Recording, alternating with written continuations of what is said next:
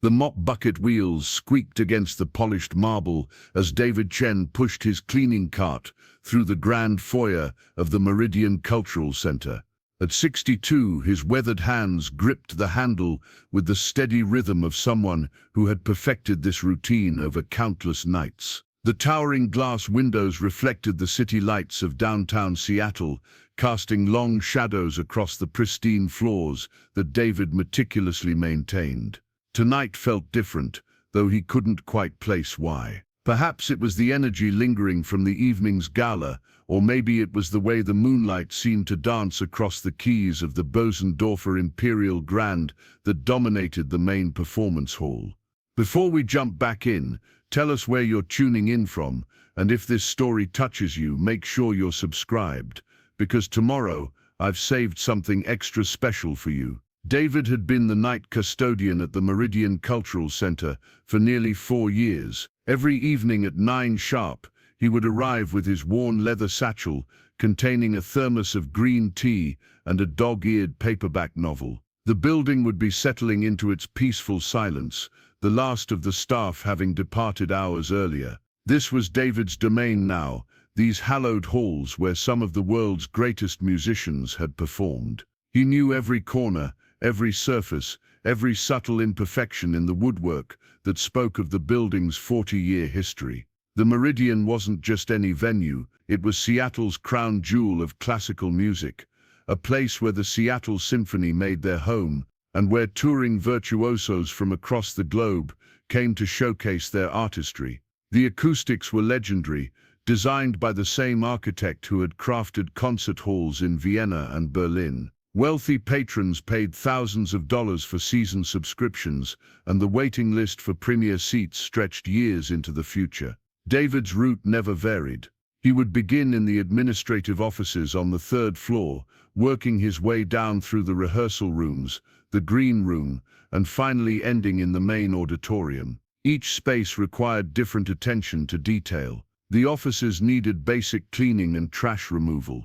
The rehearsal rooms demanded careful handling around delicate instruments and sheet music. But the main hall, that was where David took his time. The auditorium seated 1,800 people in burgundy velvet chairs that curved in elegant tiers toward the stage. The stage itself was a masterpiece of engineering, with perfect sight lines and sound projection, and there, positioned like a sleeping giant in the center of it all, sat the piano that had become both David's responsibility and his secret obsession. The Bosendorfer Imperial Grand was worth more than most people's homes. It was one of only a few hundred such instruments in the world, handcrafted in Austria, with a keyboard that extended beyond the standard 88 keys to include an additional 9 keys in the bass register. The extra keys gave the piano a deeper, more resonant sound that could fill even the largest concert halls without amplification. David had memorized every detail of its construction during his nightly cleaning rituals. Tonight, as David entered the main hall, he noticed something unusual. Scattered across several seats in the front rows were programs from the evening's performance, along with champagne glasses and small plates that suggested there had been a reception after the concert. The cleaning crew that handled events was supposed to have taken care of this, but apparently they had missed these items. David retrieved his supplies and began collecting the abandoned glassware. As he worked, he found himself reading one of the discarded programs. The evening had featured a young pianist named Rebecca Martinez, performing Rachmaninoff's Piano Concerto No. 2 with the resident orchestra. David had heard the music faintly through the building's walls as he worked in the upper floors earlier that evening. Even muffled by distance and barriers, the soaring melodies had stirred something deep within him. He continued his cleaning routine, but his movements were more deliberate tonight, almost reverential.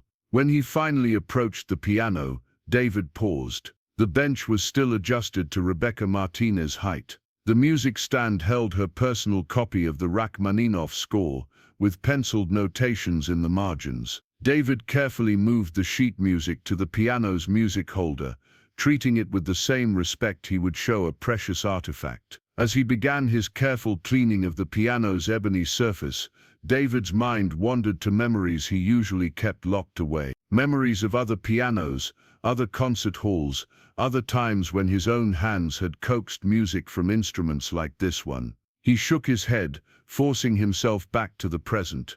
Those days were long behind him, buried under years of practical necessity and painful choices. David had immigrated to the United States from Taiwan 25 years ago with his wife Lynn and their infant son Jason. They had arrived with little more than hope, and David's reputation as one of the most promising young pianists in Asia.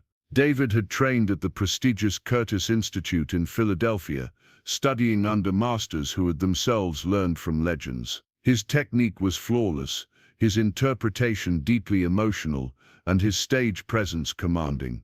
For the first few years in America, everything had gone according to plan. David quickly established himself in the classical music scene, performing with regional orchestras and building toward the kind of international career that had always been his dream. Lynn worked as a translator while they saved money and planned for the future. Jason was a bright, curious child who seemed to inherit his father's musical sensitivity. But then Lynn was diagnosed with early-onset Alzheimer's disease at the impossible young age of 38. The diagnosis shattered their carefully constructed life. Lynn's condition deteriorated rapidly, and the medical bills mounted faster than David's income from performances could cover them. Specialized care, experimental treatments, round-the-clock assistance, all of it came at a cost that even successful musicians struggled to afford. David had faced an impossible choice. He could continue pursuing his musical career, traveling for performances and auditions while Lynn's condition worsened, or he could step away from music to focus on caring for his family. For David, it wasn't really a choice at all. He cancelled his upcoming performances, declined recording opportunities, and took a job at a local hospital where the health insurance would help cover Lynn's care. Lynn lived for 3 more years after her diagnosis, and David spent every moment he could at her side. During the day, he worked whatever jobs would provide steady income and medical benefits. In the evenings he would sit with Lynn, sometimes playing soft melodies on a small keyboard they kept in her room, watching for any spark of recognition in her eyes. Toward the end, music was the only thing that seemed to reach her, the only thing that could still bring her moments of peace. After Lynn's death, David found himself completely adrift. Jason was 13 and struggling with his own grief. David had been away from professional music for nearly 4 years, and the classical music world had largely moved on without him. Younger performers had taken the opportunities he might have had. His technique, while still remarkable, had lost some of its edge from lack of practice on professional instruments. He tried to return to music, taking on students and seeking small performance opportunities, but his heart wasn't in it anymore. Every time he sat at a piano, he thought of Lynn and the sacrifices he had made. The joy he had once found in music had been replaced by a deep sadness that colored every note he played. Audiences could sense it, and opportunities became fewer and farther between. So David had made another practical choice. He found steady work that paid the bills and allowed him to be present for Jason during his crucial teenage years. Custodial work paid better than most people realized, especially with the night shift differential and benefits. The Meridian Cultural Center job had been a particular blessing because it allowed him to be around music again, even if only as a silent observer. Jason was now 25 and working as a software engineer in San Francisco. He had grown into a remarkable young man, though David sometimes wondered if his own retreat from music had deprived his son of the chance to explore his own artistic potential. They spoke weekly, and Jason often urged his father to start playing again, but David had convinced himself that chapter of his life was closed. The irony wasn't lost on David that he spent his nights caring for the same type of piano he had once commanded on stages around the world. Sometimes in the quiet hours before dawn, he would allow himself to sit at the bench for just a moment. He never played, never pressed the keys, but he would rest his hands in position and remember what it felt like to bring music to life. Tonight, as David finished cleaning the piano's surface, He found himself studying his reflection in the polished ebony. The man looking back at him was older,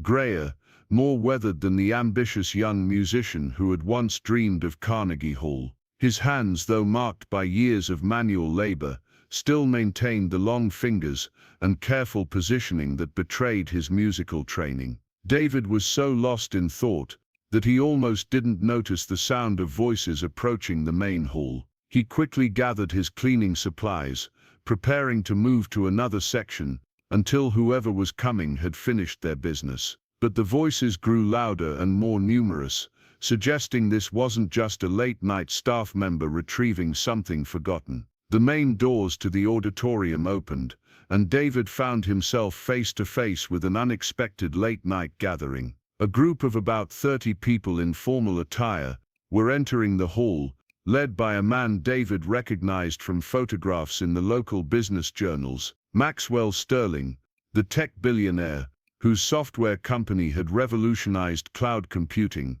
was known for his massive donations to arts organizations throughout the Pacific Northwest. Sterling was in his mid-50s, tall and imposing with silver hair, and the kind of confident bearing that came from controlling a fortune worth several $billion. He wore a perfectly tailored tuxedo and a smile that suggested he was very much enjoying being the center of attention. Behind him followed a mix of other wealthy donors, board members, and what appeared to be some of the evening's performing artists. David immediately began to retreat toward the side exit, hoping to avoid disrupting whatever private event was taking place. But Sterling's voice carried clearly across the auditorium, and his words stopped David in his tracks. "Ladies and gentlemen, I thought you might enjoy a private viewing of our crown jewel," Sterling announced, gesturing grandly toward the Bösendorfer. "This magnificent instrument represents everything our cultural center stands for: precision, beauty, and the highest levels of artistic achievement." The group moved closer to the stage, with Sterling continuing his impromptu tour guide routine. David remained frozen near the cleaning cart, uncertain whether to continue his retreat or wait for the group to move on. His years of night shift work had taught him the art of invisibility, of being present but unnoticed. "The craftsmanship is extraordinary," Sterling continued. Preparing and narrating this story took us a lot of time, so if you are enjoying it, subscribe to our channel. It means a lot to us. Now back to the story. Each key is weighted and balanced to exacting specifications. The soundboard is aged alpine spruce, selected for its acoustic properties. This particular instrument cost the center over $400,000.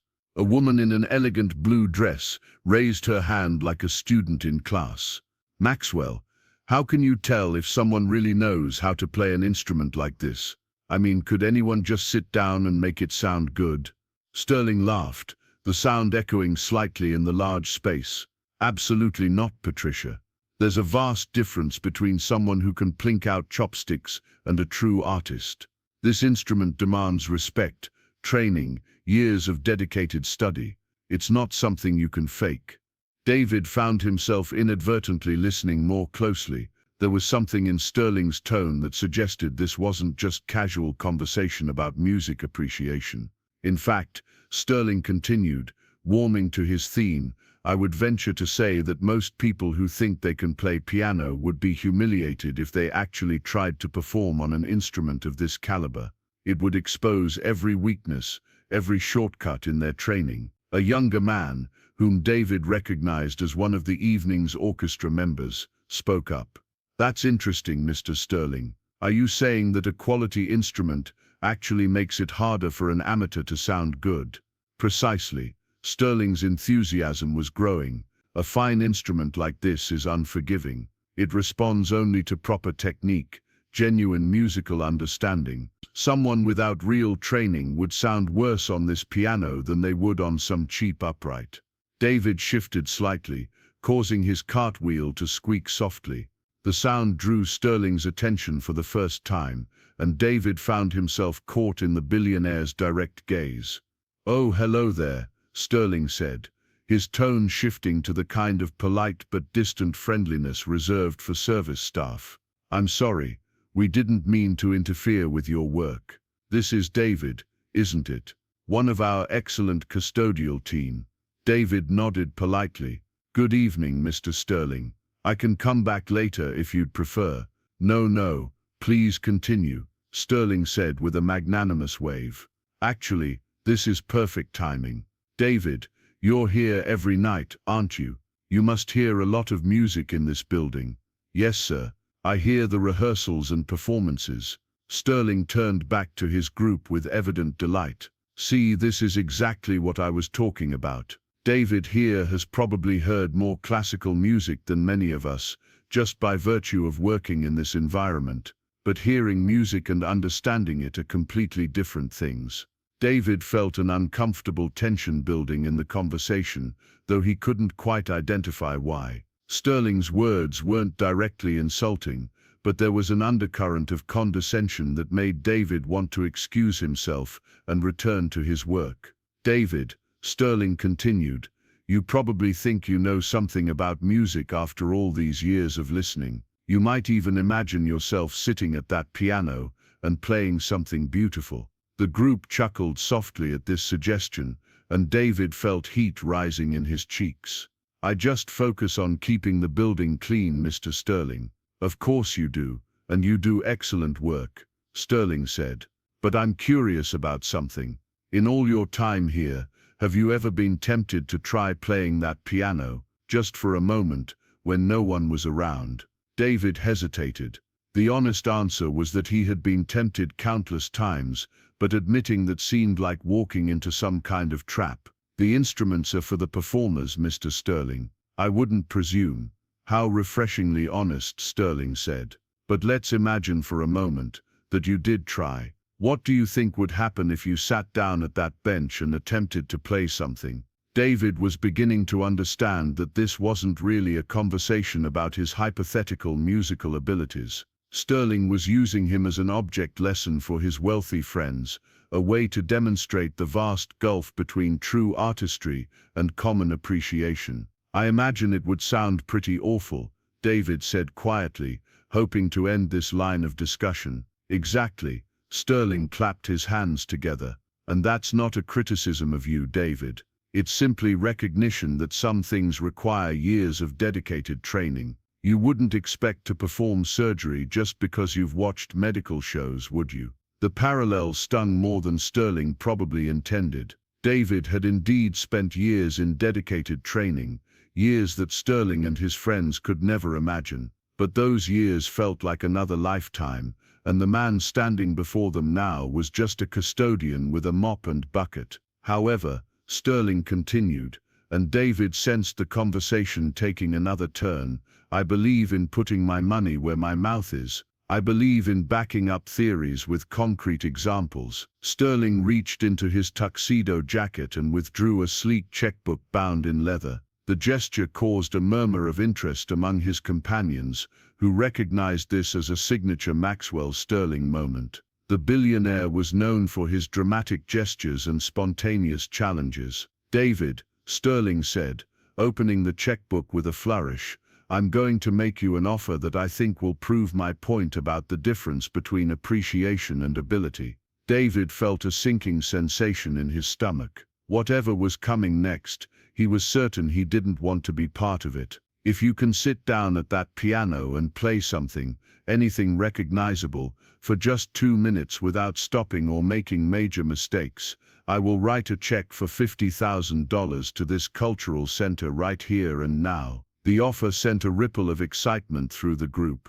$50,000 was a substantial donation, even for an institution accustomed to large gifts. Several board members exchanged meaningful glances, clearly calculating what such an unexpected windfall could fund. But Sterling continued, raising one finger for emphasis, when you find yourself unable to produce anything resembling music on that instrument, I want you to help me make a point to our friends here about the importance of respecting expertise and not confusing familiarity with competence. David felt trapped. The challenge was presented as an opportunity, but it was clearly designed to be a public demonstration of his limitations. Sterling was using him as a teaching tool, a way to illustrate to his wealthy friends that some things truly were beyond the reach of ordinary people. "Mr. Sterling, I appreciate the offer, but I'd really prefer to just continue with my work," David said,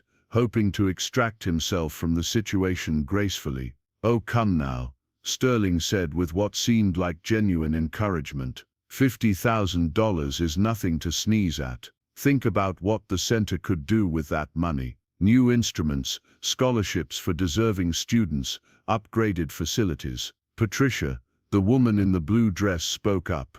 "David, you really should try. Even if you can't play, Maxwell will probably donate something anyway. He's very generous." Sterling smiled at this suggestion. "Well, I suppose I could make a smaller donation just for David's willingness to try. Shall we say $5,000 just for sitting down at the piano, win or lose?" David realized that he was being maneuvered into a corner. Refusing now would seem churlish and ungrateful, especially with the promise of some donation regardless of the outcome. The board members were looking at him with encouraging smiles, clearly hoping he would accept whatever Sterling was offering.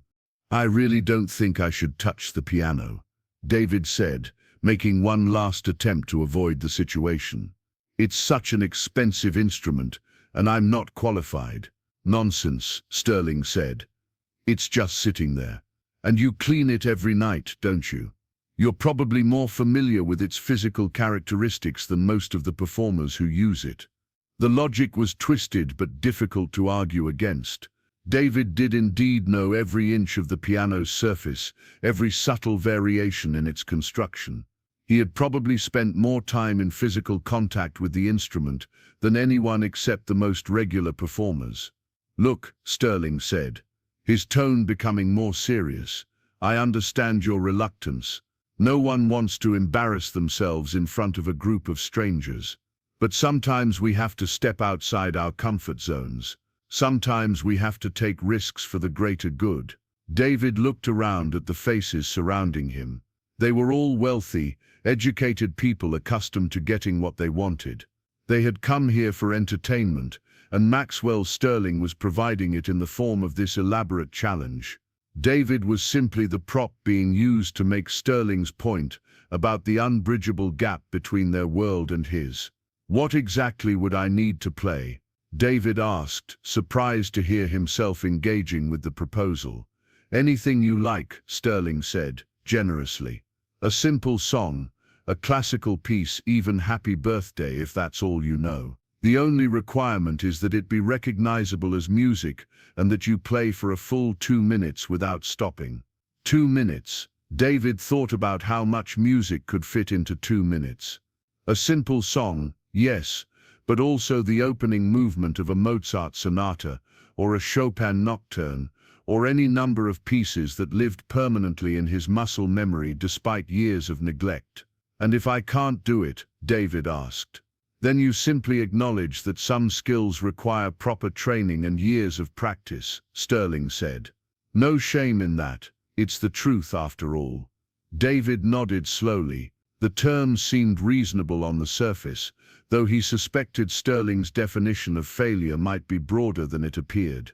But $50,000 was a significant sum for the cultural center, and even the promised $5,000 would help fund programs that made music accessible to people who couldn't otherwise afford it. "All right," David said quietly. "I'll try." The announcement brought a round of applause from the group, though David wasn't sure if they were applauding his courage or their anticipation of his impending humiliation. Sterling beamed like a game show host who had successfully convinced a contestant to risk everything on the final question. "Wonderful," Sterling said. "Ladies and gentlemen, please take your seats. We're about to witness either a remarkable surprise or a valuable lesson about the importance of professional training." The group scattered to chairs in the first few rows, settling in with the eager attention of an audience expecting entertainment. David found himself alone on the stage with the Bosendorfer, feeling more exposed than he had in decades. He approached the piano bench slowly, his mind racing through possibilities. He could sit down and immediately admit defeat, claiming he didn't know any songs well enough to attempt them. That would satisfy Sterling's desire to make his point while minimizing David's personal humiliation. Or he could attempt something simple and fail genuinely, which would at least demonstrate that he had tried in good faith. But there was a third option, one that both thrilled and terrified him. He could actually play something. He could sit down at this magnificent instrument and remind himself what it felt like to make music again. The risk was enormous, though. If he played well, it would raise questions he wasn't prepared to answer. If he played poorly, it would feel like a betrayal of everything he had once been. David sat down on the bench and immediately felt the familiar comfort of proper positioning. His body remembered the correct height, the right distance from the keys, the natural curve of his spine that allowed for fluid arm movement. He placed his feet instinctively on the pedals, feeling their responsiveness. "Take your time," Sterling called out from the audience. "Though I should mention that the clock starts ticking once you play your first note." David placed his hands above the keys without touching them, feeling the space between his fingers and the instrument. The Bosendorfer seemed to be waiting, patient and ready to respond to whatever he chose to give it. In that moment of suspended anticipation, David made his decision. He thought about Lynn, about the years of sacrifice, about the music that had been buried but never truly died within him. He thought about his son Jason, who had inherited a love of beauty even if not a talent for creating it. And he thought about the young man he had once been, full of dreams and ambition and the unshakable belief that music could change the world. David closed his eyes, took a deep breath, and placed his fingers gently on the keys. The first notes of Chopin's Nocturne in E-flat major flowed from the piano like water finding its natural course after a long drought. The sound that emerged from the Bosendorfer was nothing like what anyone in the audience had expected. These weren't the tentative pokes of an amateur or the mechanical plunking of someone trying to remember a half-forgotten melody. This was music in its purest form, technically flawless and emotionally devastating. David's hands moved across the keys with the fluid grace of someone who had spent decades perfecting his craft. The opening melody of the Nocturne sang with a sweetness that filled every corner of the auditorium, each note perfectly weighted and timed. His left hand provided a gentle accompaniment that supported without overwhelming, creating the harmonic foundation that made the melody soar. Sterling's confident smile faltered within the first 30 seconds.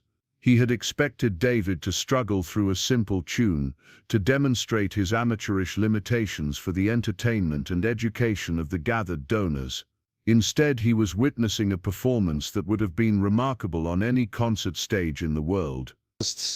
The other audience members were equally stunned. Patricia's hand had moved to cover her mouth in surprise. The orchestra member who had spoken earlier was leaning forward in his seat, recognizing the level of skill being displayed. Board members who had heard hundreds of performances in this very hall were realizing they were witnessing something extraordinary. David was lost in the music, remembering not just the notes but the emotional journey that Chopin had embedded in every phrase. The Nocturne was a conversation between melancholy and hope, between the darkness of night and the promise of dawn. David's interpretation brought out every nuance, every subtle harmonic shift that made this piece a masterwork of romantic composition. His technique was flawless despite years away from serious practice. His fingers found every note with precision, his pedaling created exactly the right amount of resonance, and his dynamic control ranged from whisper-soft passages to moments of passionate intensity. This was not just competent playing, this was artistry of the highest level. As the piece progressed, David began to add subtle interpretive touches that revealed his deep understanding of the music. He slightly rushed certain phrases to create forward momentum, then relaxed others to allow for breathing space. He shaped the melodic line with the kind of musical intelligence that only came from years of study and performance. The Bosendorfer responded to David's touch like a willing partner in conversation. The instrument's additional bass keys added richness to the lower register, while its carefully regulated action allowed for the most delicate pianissimo passages. David was drawing sounds from the piano that many of the audience members had never heard before, despite attending countless concerts in this very hall. Sterling sat in stunned silence, his checkbook forgotten in his lap. The confident businessman who had orchestrated this challenge was beginning to realize that he had made a terrible miscalculation. David wasn't just playing competently, he was giving a performance that professional pianists would envy. 2 minutes passed, then 3, then 4. David continued playing, lost in the music and oblivious to the time limit that had originally defined the challenge. The nocturne was a substantial piece, and he was giving it the full treatment it deserved, not rushing through for the sake of meeting Sterling's arbitrary requirements. When David finally reached the piece's gentle conclusion, allowing the last notes to fade into the hall's perfect acoustics, the silence that followed was profound. No one moved. No one spoke. The audience sat in the kind of stunned quiet that follows only the most transcendent musical experiences. David kept his hands on the keys for a moment longer, feeling the residual vibration of the strings through the instrument's frame. Slowly he lifted his hands and placed them in his lap, then looked up at the audience for the first time since he had begun playing. The faces staring back at him reflected a mixture of amazement, confusion, and something approaching awe. These were sophisticated people who attended symphony concerts and opera performances regularly, but they had just witnessed something they couldn't easily categorize or explain. Sterling was the first to find his voice, though it came out as barely more than a whisper. That was, "How did you? Who are you?" David stood up from the piano bench slowly, feeling the weight of 30 pairs of eyes on him. The question Sterling had asked was more complex than the billionaire probably realized. Who was he? Was he David Chen the custodian, or was he David Chen the concert pianist? Could he be both, or had he been living as only half of himself for all these years? David looked at Sterling and the assembled audience, feeling as though he had stepped through a doorway he could never close again.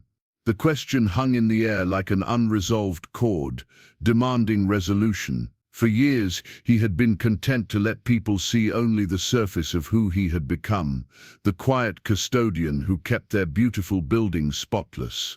But now, with the last notes of Chopin still resonating in the perfect acoustics of the hall, there was no hiding behind that simple identity. "My name is David Chen," he said quietly, his voice carrying clearly in the hushed auditorium. "And I suppose you could say I'm someone who used to make music for a living." Dr. Margaret Whitfield, the Cultural Center's artistic director, rose from her seat in the third row. She was a woman in her 70s who had dedicated her life to bringing world-class performances to Seattle, and she had heard enough great pianists to recognize mastery when she encountered it.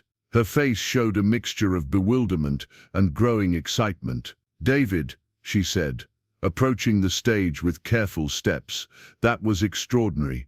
That wasn't the playing of someone who used to make music.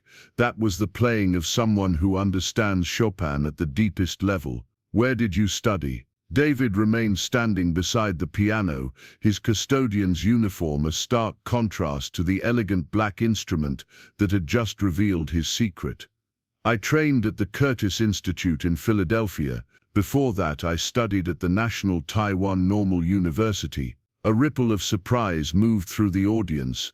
Curtis was one of the most prestigious music conservatories in the world, accepting only the most exceptional talents. Dr. Whitfield's eyes widened with recognition and something approaching disbelief. "Curtis," she repeated slowly. "David, who was your primary teacher?" "Leon Fleischer was my main instructor during my final 2 years," David replied. "Before that, I worked with Sarah Chen and briefly with Richard Good during master classes." The names carried weight in this room full of classical music devotees. Leon Fleischer was a legendary figure, a pianist whose career had been both triumphant and tragic, marked by a neurological condition that had affected his right hand for decades. To have studied with him was a mark of extraordinary talent and dedication. Patricia, who had been silent since David began playing, finally found her voice. Leon Fleischer only accepted students he believed had the potential for international careers.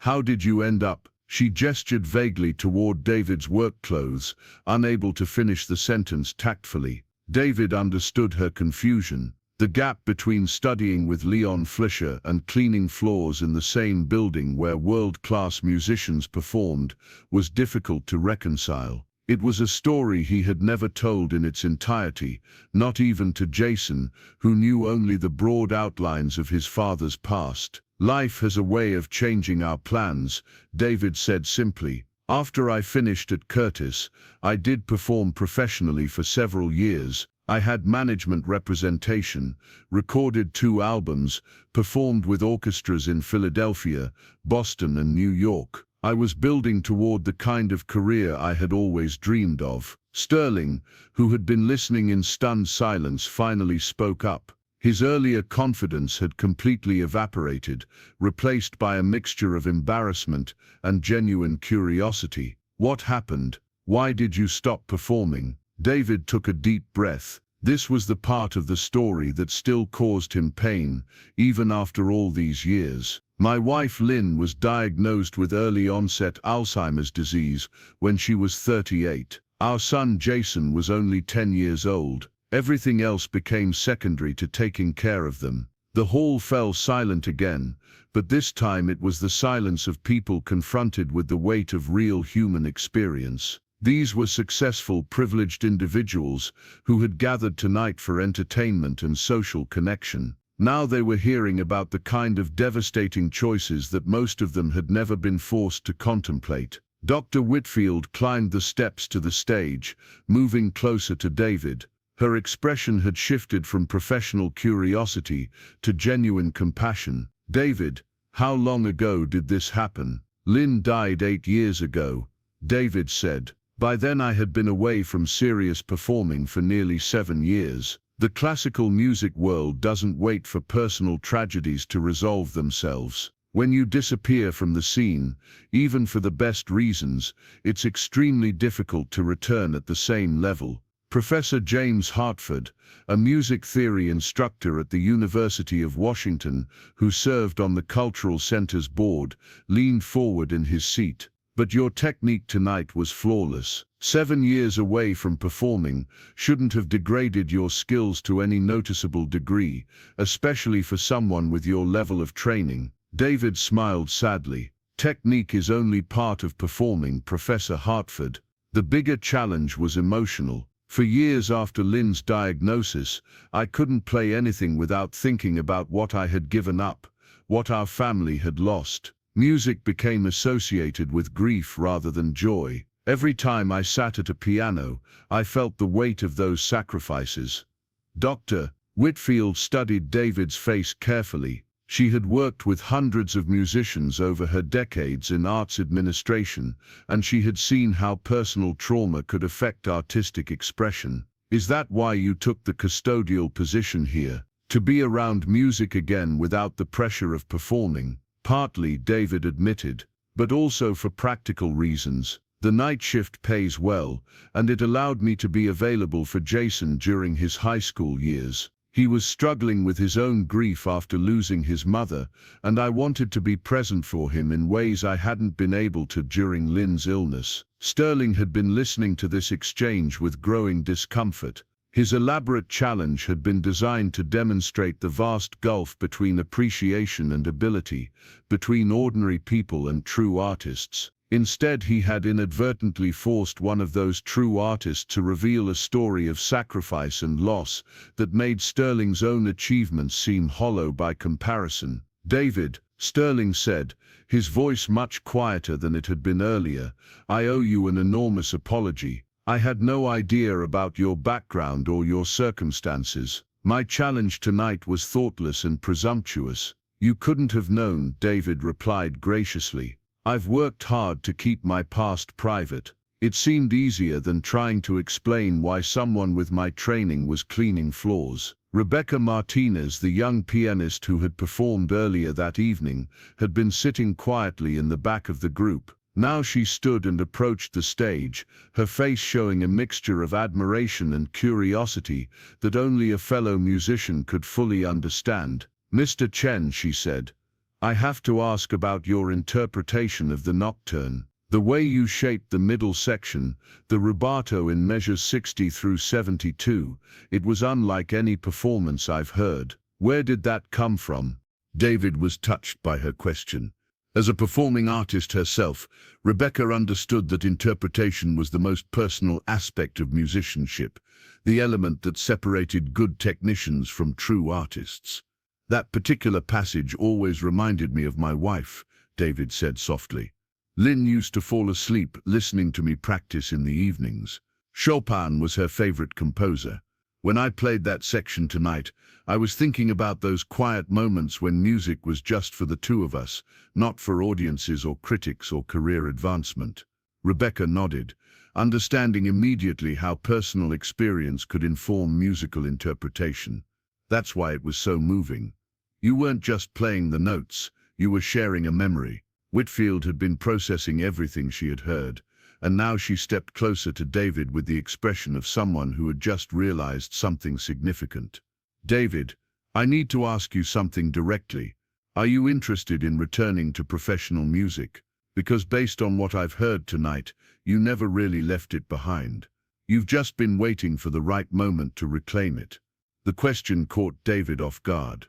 For years he had told himself that his performing career was definitively over, that he was content with his quiet life and modest responsibilities. But hearing himself play again, feeling the response of a truly great instrument to his touch, had awakened something he thought he had buried permanently. "I don't know," he said honestly. "Tonight was the first time I've played for an audience in over 15 years. I'm not sure I remember how to handle the pressure, the expectations." Professor Hartford stood up from his seat, clearly excited by the possibilities. "David, would you be willing to play something else? Something more technically demanding? I'd love to hear how you handle a piece that really tests your current capabilities." David hesitated. The nocturne had been a safe choice, a piece he knew so well that his fingers could navigate it almost independently of conscious thought. A more challenging work would reveal whether his skills had truly survived their long dormancy, or whether tonight's performance had been an isolated moment of muscle memory. "What did you have in mind?" David asked. "Liszt," Professor Hartford said immediately. "La Campanella perhaps, or one of the transcendental etudes, something that would prove definitively whether your technique is still at a professional level." The suggestion sent a murmur through the audience. Liszt's compositions were notorious for their technical demands, requiring not just precision but also enormous physical stamina and mental concentration. They were the sort of pieces that separated competent pianists from virtuos. David considered the challenge. La Campanella was a piece he had performed many times during his active career, a showpiece that never failed to dazzle audiences with its combination of lyrical beauty and technical fireworks. It was also exactly the kind of music that would reveal any weaknesses in his preparation or conditioning. "All right," David said, settling back onto the piano bench. "But I should warn you that I haven't practiced this piece in over a decade. If it goes badly, please remember that I'm essentially sight reading from memory." He adjusted his position slightly, feeling the familiar weight distribution that Liszt's music demanded. La Campanella required a different physical approach than Chopin, with more aggressive attacks and broader dynamic contrasts. David flexed his fingers briefly, then placed them in the opening position. The first notes exploded from the piano with crystalline clarity. David's right hand began the famous melody that mimicked the sound of bells, each note perfectly articulated despite the breakneck tempo. His left hand provided a complex accompaniment that required constant position changes and precise coordination with the melodic line. Within the first 30 seconds, it became clear that David's technical abilities had not diminished during his years away from serious performing. If anything, his playing seemed more mature, more emotionally grounded than it might have been in his younger years. The speed and accuracy were still there, but now they served a deeper musical purpose rather than existing merely to impress. The piece progressed through its various sections, each presenting different technical challenges. David navigated the rapid octave passages with ease, his wrist action fluid and controlled. The section requiring extreme precision in both hands moved seamlessly, every note clean and purposeful. When the music called for delicate touches, his dynamics shifted effortlessly from fortissimo to pianissimo. Sterling watched in complete fascination. He had attended countless classical concerts, but he had never seen such technical mastery displayed so casually, almost incidentally. David wasn't performing for effect. He was simply playing music that happened to be extremely difficult, making it sound as natural as breathing. As the piece built toward its climactic conclusion, David's entire body became involved in the music making. His shoulders moved with the larger phrases, his arms described elegant arcs as they traveled across the keyboard, and his feet worked the pedals with the precision of a master craftsman. This was artistry in its purest form, technique serving musical expression rather than existing for its own sake. The final section of La Campanella featured a series of rapid arpeggios that cascaded across the entire range of the keyboard. David's hands moved so quickly they seemed to blur, yet every note remained clear and distinct. The piece concluded with a series of powerful chords that rang through the hall like actual church bells, the sound sustained by the Bosendorfer's exceptional resonance. When the last notes faded into silence, the audience erupted in spontaneous applause. This wasn't the polite acknowledgement that typically followed even good performances. This was the kind of enthusiastic response reserved for truly exceptional artistry. Several people were on their feet, and Rebecca Martinez was clapping with the particular intensity that only one performer gives to another when they recognize something extraordinary. Dr. Whitfield was shaking her head in amazement. "David, that was absolutely stunning. Your technique is not just intact, it's refined, mature, sophisticated in ways that only come with deep musical understanding. You're not a former pianist, you're a pianist who happens to have been doing other work." David stood up from the bench, feeling both exhilarated and emotionally drained. Playing those two pieces had reconnected him with a part of himself he had thought was lost forever, but it had also raised questions about the choices he had made and the life he had been living. "Thank you," he said simply. "It felt good to play again." Sterling had been silent throughout the Liszt performance, but now he stood and began walking toward the stage. His expression was serious, almost somber, as if he had just witnessed something that had fundamentally changed his understanding of the world. "David," Sterling said when he reached the stage steps, "I need to say something to everyone here. When I proposed that challenge earlier tonight, I was operating under assumptions that have proven to be completely wrong. I thought I was demonstrating the difference between amateur enthusiasm and professional competence. Instead, I nearly prevented us from discovering that we have had a world-class artist working among us for years." He turned to address the full audience. "This is a profound reminder that we should never make assumptions about people based on their circumstances or their current roles. David has just given us two performances that would have been remarkable on any concert stage in the world, and we almost never heard them because I was too narrow-minded to imagine that exceptional talent might be found in unexpected places." Dr. Whitfield seized on Sterling's change of perspective. "Maxwell, this presents us with an extraordinary opportunity. David, would you consider returning to performing? Not necessarily full-time, but perhaps some recitals here at the Cultural Center. We could start slowly, see how you feel about being in front of audiences again." The suggestion energized several other board members, who began discussing possibilities among themselves. David listened to their enthusiasm with a mixture of excitement and apprehension. The idea of performing again was thrilling, but it also felt overwhelming after so many years of quiet anonymity. "I appreciate the offer," David said carefully, "but I need to think about what that would mean. I have responsibilities, commitments. My son Jason lives in San Francisco now, but we're still very close, and I wouldn't want to make major changes without discussing them with him." Professor Hartford waved dismissively. Of course you'd need time to consider, but David, you have a moral obligation to share your gift with the world. Talent like yours doesn't come along often, and when it does, it needs to be nurtured and celebrated. Rebecca Martinez had been listening to this conversation with growing excitement. As a young performer herself, she understood both the challenges and the rewards of a musical career. Mr. Chen, would you consider giving master classes? I know dozens of students who would benefit enormously from working with someone with your background and insight. And recording, added Dr. Whitfield. The classical music industry is always looking for mature artists who bring life experience to their interpretations. Your story, combined with your obvious abilities, would be of tremendous interest to record labels.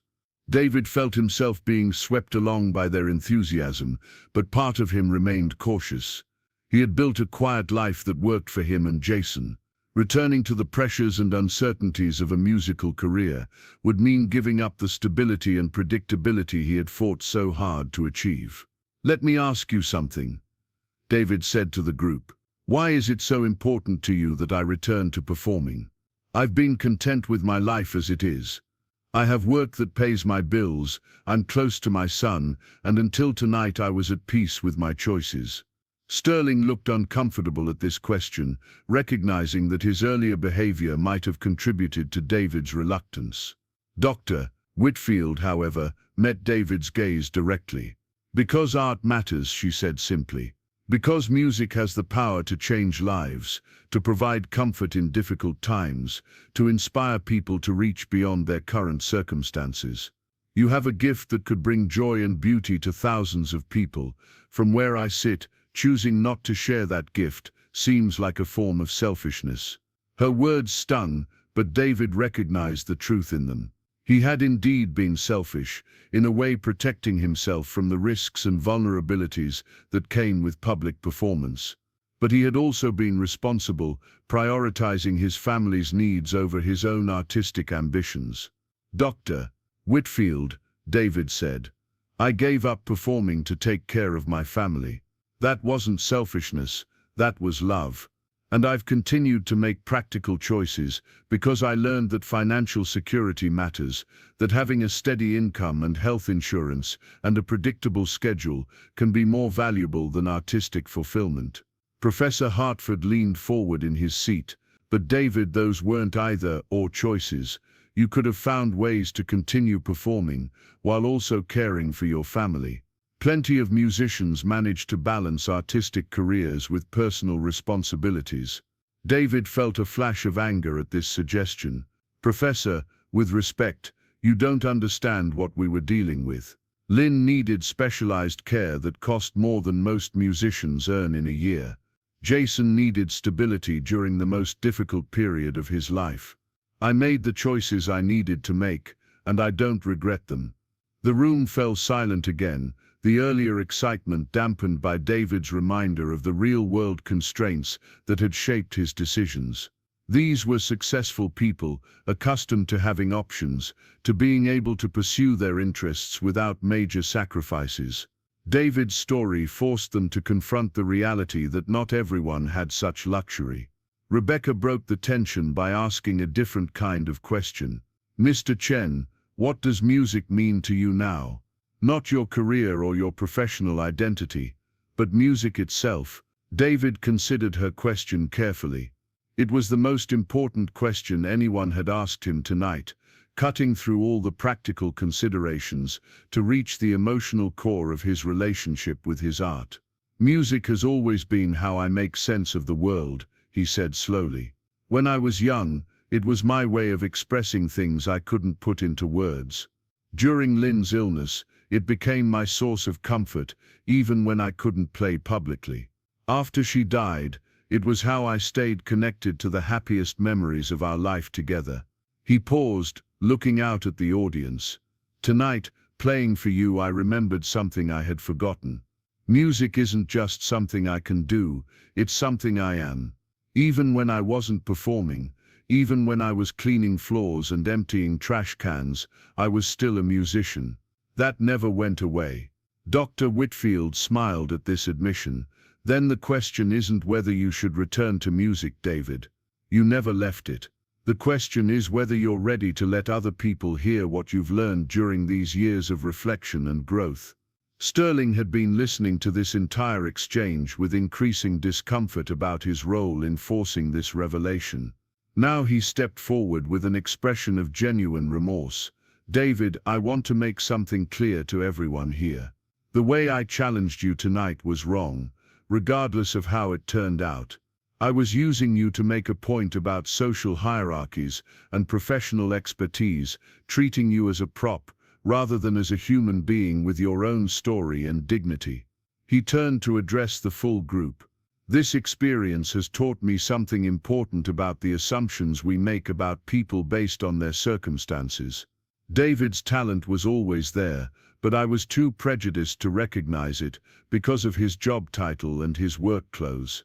David appreciated Sterling's acknowledgement, but he was more interested in looking forward than dwelling on the evening's earlier unpleasantness. Mr. Sterling, I think we all learned something tonight. You've apologized, and I accept that. The more important question is what we do next. Dr.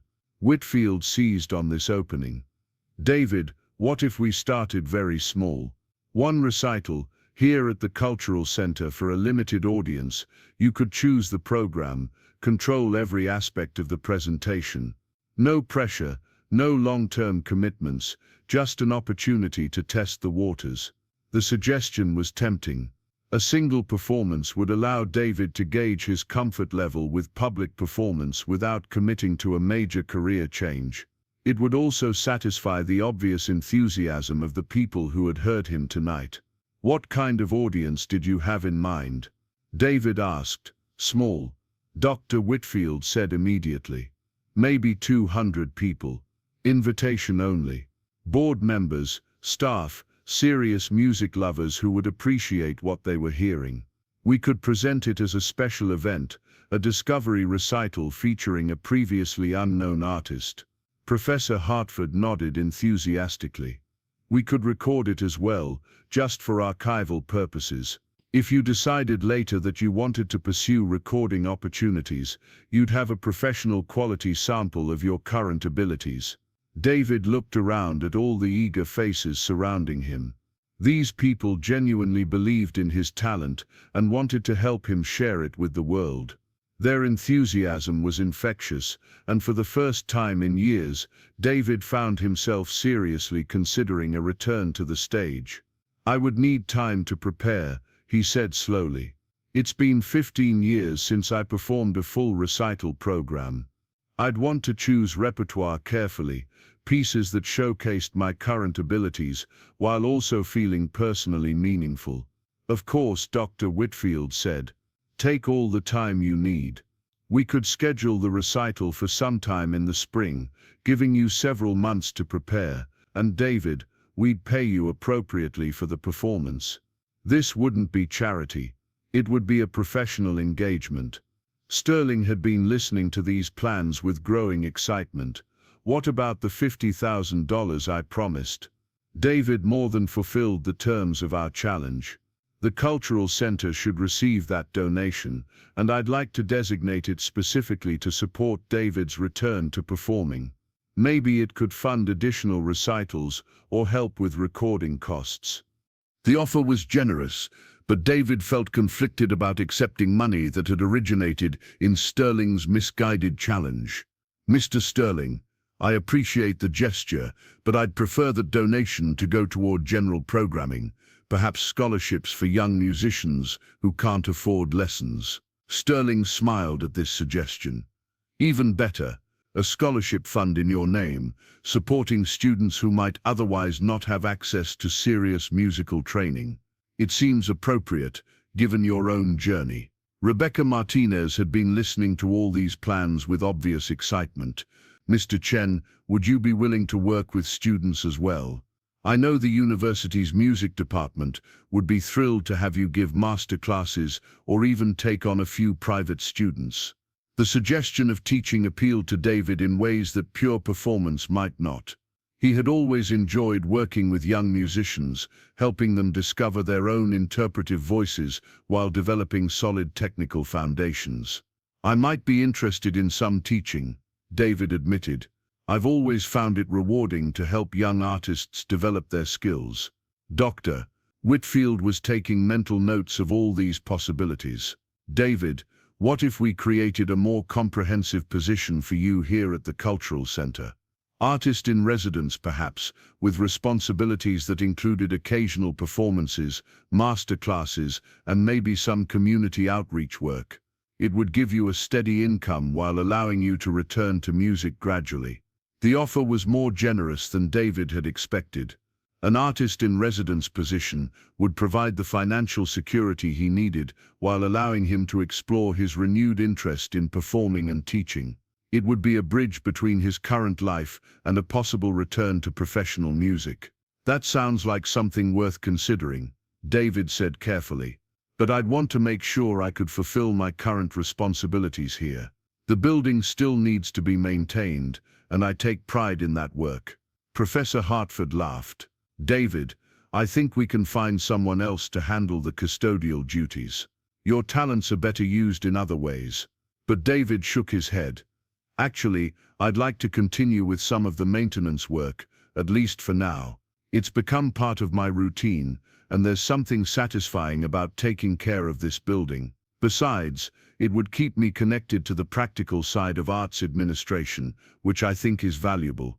Dr. Whitfield understood immediately. "You want to maintain perspective, to remember that great art depends on people who do all kinds of necessary work behind the scenes."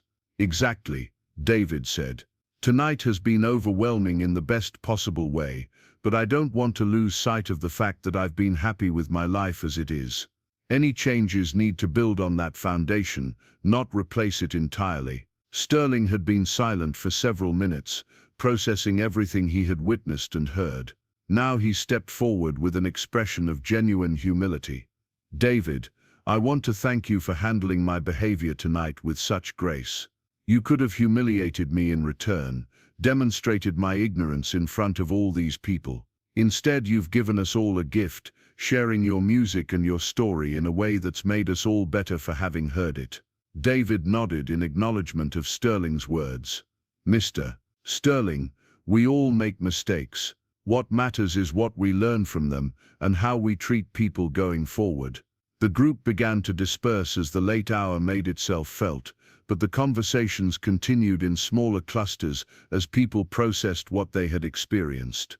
Dr. Whitfield remained near the stage with David, her mind already working on the practical details of implementing their discussions. "David," she said quietly, "I want you to know that tonight has been one of the most extraordinary evenings in my 40 years of arts administration. Finding an artist of your caliber working among us, hearing your story, witnessing your return to performance, it's the kind of thing that reminds me why I devoted my life to music." David felt moved by her sincerity. "Dr. Whitfield, I should tell you that I've always admired the programming here at the Cultural Center. Working in this building has kept me connected to great music even when I wasn't performing myself. In some ways, it's been perfect preparation for whatever comes next." As the evening wound down and people began to leave, David found himself alone with the Bösendorfer once more. But now the instrument seemed different, less like a beautiful object he was responsible for maintaining, and more like a partner waiting for their next conversation. He sat down at the bench one final time and played a few quiet measures of Bach, something gentle and contemplative to bring the evening to a peaceful close. The notes hung in the empty hall for a moment, before fading into silence, leaving David with the knowledge that his life had just taken a turn he could never have anticipated. Tomorrow, he would begin the process of figuring out what his future might look like. But tonight he was content to sit quietly in the hall where he had rediscovered himself, surrounded by the lingering echoes of music that had finally found its way home. 6 months later, David stood backstage at Benaroya Hall, adjusting his black concert attire for the third time in 10 minutes. The Seattle Symphony's home venue was significantly larger than the Meridian Cultural Center, with over 2,500 seats that would soon be filled with an audience eager to hear the pianist, who had become something of a local sensation. The story of his discovery had spread through Seattle's arts community like wildfire, and tonight's recital had sold out within hours of tickets going on sale. Jason had flown up from San Francisco for the performance, bringing with him David's first grandchild, a 6-month-old daughter named Lily. Seeing his son in the green room earlier, holding his baby while beaming with pride about his father's return to music, had nearly moved David to tears.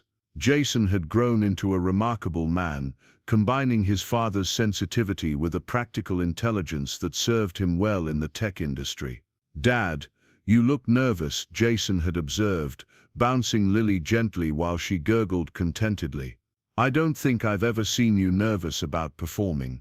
David had laughed, realizing his son was right.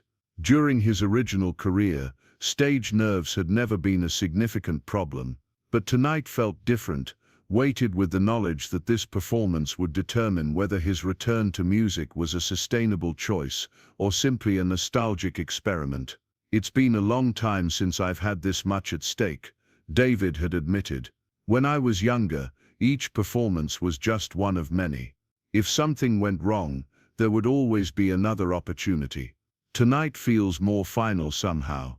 Dr. Whitfield appeared in the wings, resplendent in a deep purple gown that complemented her silver hair. Over the past months, she had become not just David's supervisor but a genuine friend and advocate.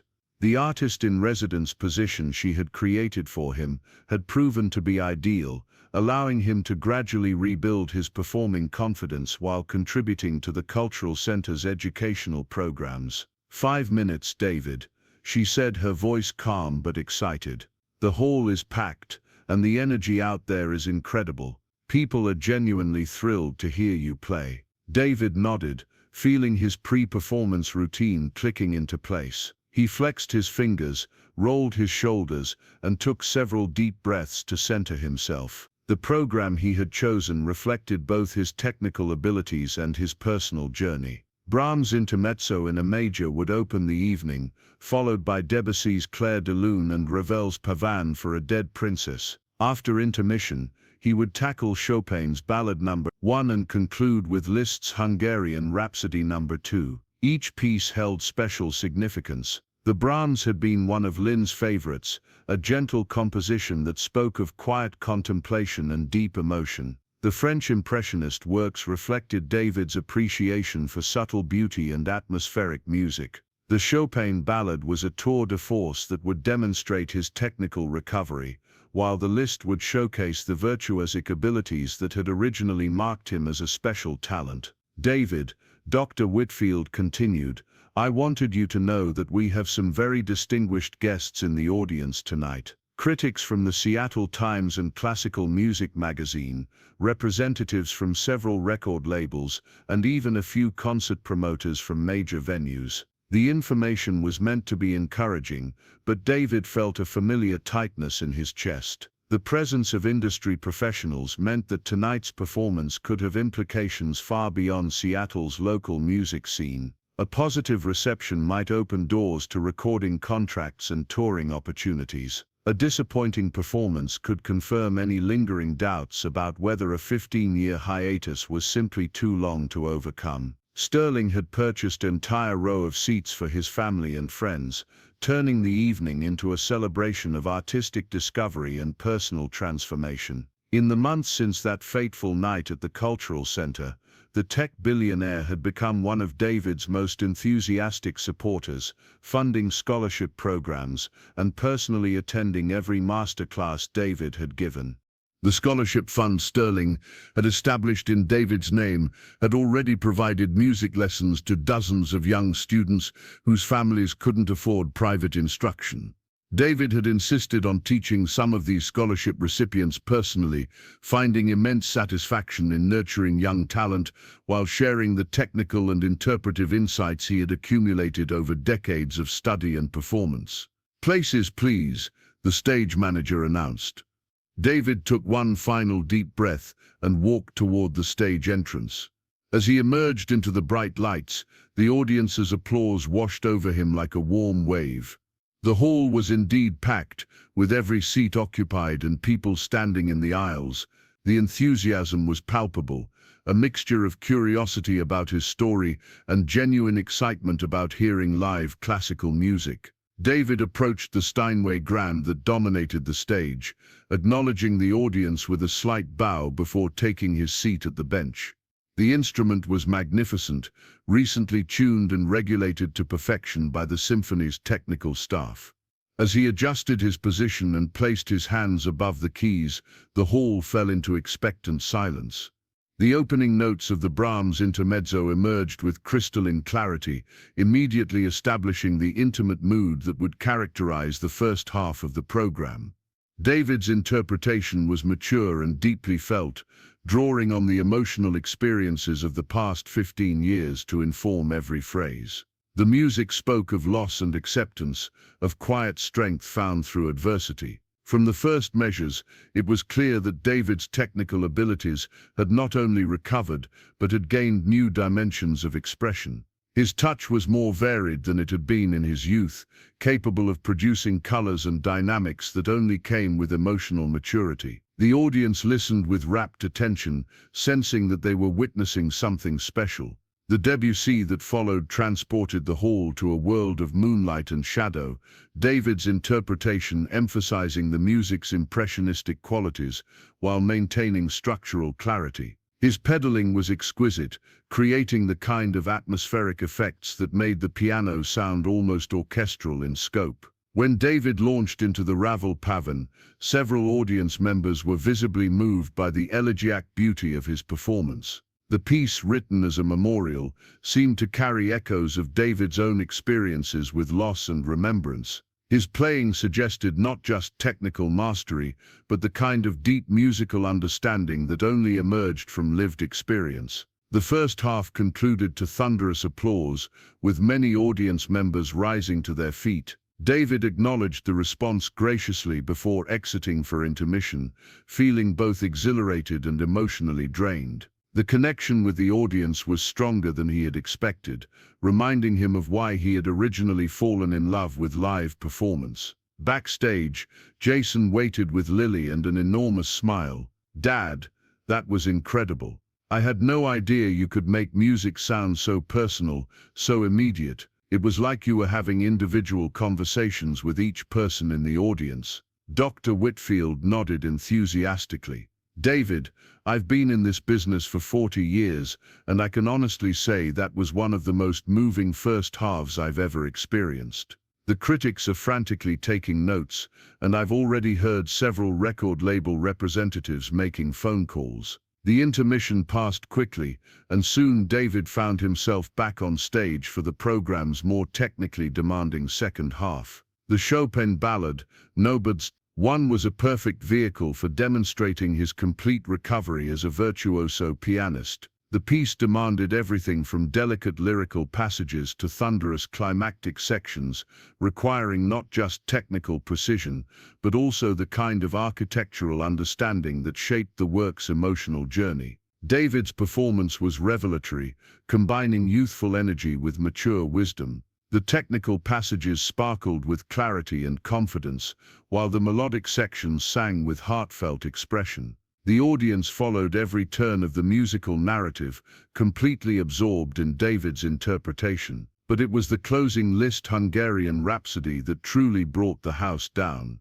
David attacked the piece with controlled abandon, his fingers flying across the keyboard in passages that seemed to blur the line between human capability and musical magic. The music careened from gypsy-influenced melodies to dazzling technical displays, David navigating every challenge with aplomb. The final measures brought the entire audience to their feet in a standing ovation that lasted nearly 10 minutes. David took multiple bows, clearly moved by the response, but also somewhat overwhelmed by the intensity of the moment. When the applause finally began to subside, individual voices could be heard calling for an encore. David returned to the piano bench and after a moment's consideration began playing Chopin's Minute Waltz. But his interpretation was unlike any the audience had heard before, taking the familiar piece at a more relaxed tempo that emphasized its melodic beauty rather than its reputation as a technical showpiece.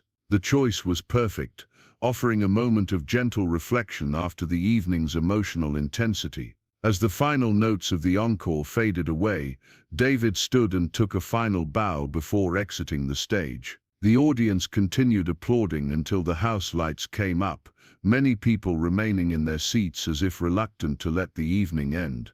The post-concert reception was held in the Symphony Hall's elegant lobby, where David found himself surrounded by well-wishers, critics, and industry professionals. The feedback was universally positive, with several critics comparing his performance to the greatest pianists of his generation. Margaret Chen, a recording executive from Deutsche Grammophon, approached David during a brief lull in the conversation.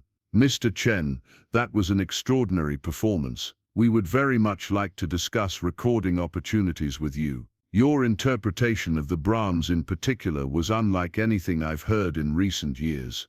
Similar offers came from other labels throughout the evening, along with invitations to perform with orchestras in major cities across the country. Concert promoters spoke of recital tours, music festivals, extended invitations for summer residencies, and university music departments inquired about masterclass opportunities. David listened to all these possibilities with growing amazement. The response was far beyond what he had dared to hope for, suggesting that his return to professional music could be as significant as his original career had promised to be. Sterling appeared at David's elbow during a quiet moment, his face glowing with satisfaction. "David, I have to tell you something. 6 months ago I thought I understood the difference between talent and mediocrity. Tonight you've shown me that I didn't understand anything at all. What you accomplished this evening was pure artistry, the kind that reminds us why music matters."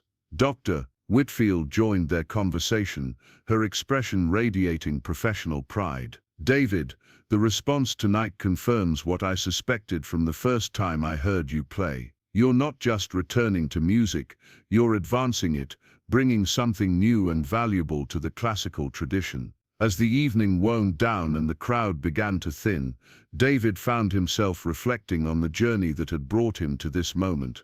The path from that night at the Cultural Center to tonight's triumph had been both shorter and longer than he could have imagined. Shorter in calendar time, but immeasurably long in terms of personal growth and artistic development. Jason approached with Lily, who had slept peacefully through most of the reception despite the noise and excitement. "Dad, I know Mom would be incredibly proud of you tonight. She always believed in your music, even when you couldn't believe in it yourself." The comment brought tears to David's eyes, but they were tears of joy rather than sorrow. For the first time since Lynn's death, he felt that he had honored her memory while also building something new and meaningful for himself and his family. Over the following weeks, David's performance became the talk of Seattle's cultural scene and eventually attracted national attention. Reviews in major publications praised both his technical recovery and his mature interpretive approach. Recording contracts were offered, concert dates were scheduled, and David found himself facing the pleasant problem of choosing among multiple attractive opportunities. He ultimately signed with a prestigious classical label that understood his desire to balance recording projects with his teaching responsibilities at the Cultural Center. The scholarship program continued to grow, now supporting nearly 100 young musicians throughout the Pacific Northwest. David's first commercial recording, featuring the same program from his comeback recital, was released 8 months later to critical acclaim and commercial success. The album reached the top of classical music charts and earned a Grammy nomination for Best Classical Instrumental Solo. But perhaps more importantly, David had found a way to integrate all aspects of his identity into a fulfilling life. He was once again a performing artist, but he was also a teacher, a father, a grandfather, and a member of a community that valued both artistic excellence and human compassion. The custodial cart still sat in its designated closet at the cultural center, though David no longer needed it for his daily work. He kept it there as a reminder of the journey he had taken and the importance of remaining grounded regardless of external success. Sometimes, late at night after a performance or a teaching session, he would walk through the building's quiet halls, remembering the man who had pushed that cart for 4 years while nurturing dreams he thought were lost forever. The Bosendorfer Imperial Grand remained in its place of honor in the Cultural Center's main hall, now bearing a small plaque identifying it as the David Chen Memorial Piano in honor of Lin's memory and David's journey back to music. It served as both a performance instrument and a symbol of the transformative power of second chances. On quiet Sunday afternoons, David would often bring Lily to the cultural center, where she would sit in her carrier while he played gentle melodies on the piano that had witnessed his rediscovery. These informal sessions were perhaps his most treasured musical moments, continuing the tradition he had established with Jason decades earlier and creating new memories that honored the past while embracing the future. The story of David's return to music became more than just a personal triumph. It became a testament to the resilience of the human spirit and the enduring power of art to heal, inspire, and connect us to what matters most. Maxwell Sterling's misguided challenge had inadvertently created a moment that changed multiple lives, proving that sometimes our greatest discoveries emerge from our most uncomfortable confrontations with our own assumptions and limitations. Up next, you've got 2 more standout stories right on your screen. If this one hit the mark, you won't want to pass these up. Just click and check them out.